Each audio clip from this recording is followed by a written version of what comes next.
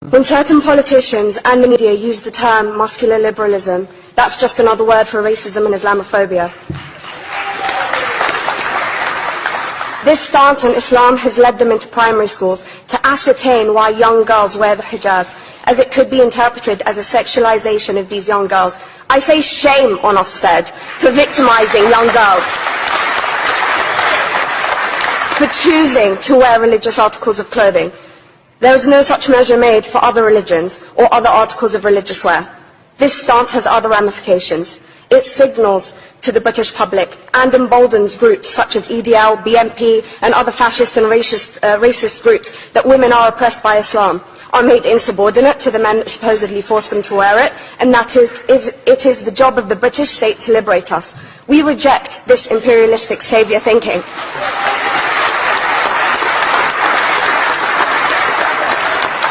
And I am here to state for all people who choose to practice their beliefs openly that we are not oppressed by our faith.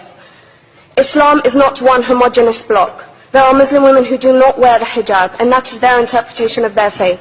The Quran beautifully states, La ikraha fid din, which translates to there is no compulsion in religion.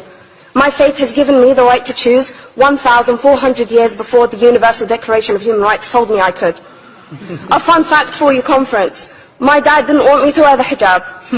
I chose to. Those of faith, thank you.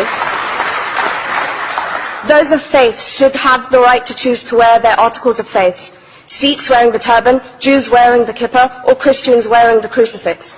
Practicing my right to freedom of expression through the hijab empowers me and other women like me to know that we are able to make decisions for ourselves.